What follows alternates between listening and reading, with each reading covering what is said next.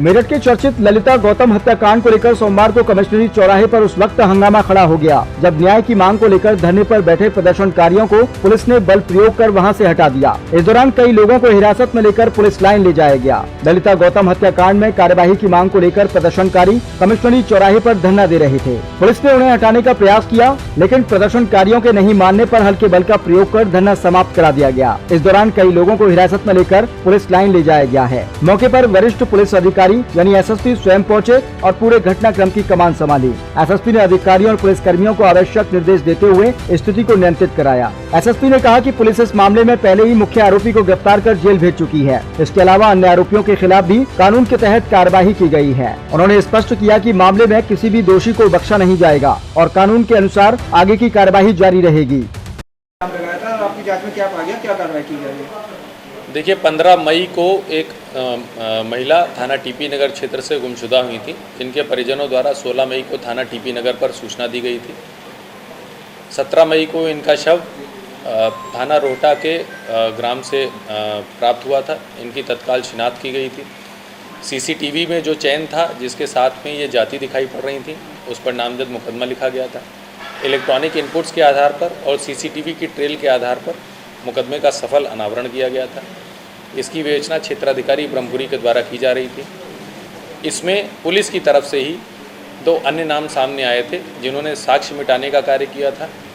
उन पर भी धाराएं बढ़ाई गई थी और उनके खिलाफ भी आवश्यक विधिक कार्रवाई की गई थी। इसमें लगातार परिवारीजनों से विवेचक की, थाना प्रभारियों की, क्षेत्राधिकारी सिविल लाइन की और अन्य अधिकारियों की वार्ता हो रही थी।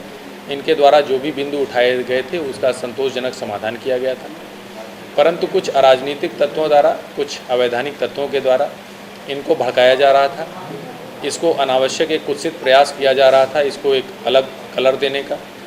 उसमें से कुछ लोगों के द्वारा कल ये कहा गया था कि इनके द्वारा एक ज्ञापन दिया जाएगा कमिश्नरी पार्क पर बैठकर, जिसकी लोकतांत्रिक मूल्यों के अनुसार अनुमान्यता दी गई थी। परंतु आज जब ये सभी लोग कमिश्नरी पार्क पर आए तो उसमें से कुछ जो अराजक तत्व थे उनके द्वारा इनको बहला फुसलाकर कलेक्ट्रेट के गेट के सामने रोड पर बिठाकर जाम लगवाया गया। पुलिस अधीक्षक ट्रैफिक, पुलिस अधीक्षक देहात, क्षेत्राधिकारी सिविल लाइन, एडीएम सिटी, क्षेत्राधिकारी ब्रह्मपुरी जो कि इस मामले की विवेचक हैं, सभी लोगों के द्वारा इनको भरसक समझाने का प्रयास किया गया। मैं आपको ये भी बता दूं कि कल जब क्षेत्राधिकारी ब्रह्मपुरी उनके घर गई थी, उनके परिवारीजनों द्वारा ये कहा गया था कि हम विवेचनात्मक कार्रवाई से पूर्णतः संतुष्ट हैं, जिसके वीडियो साक्ष्य हमारे पास मौजूद हैं।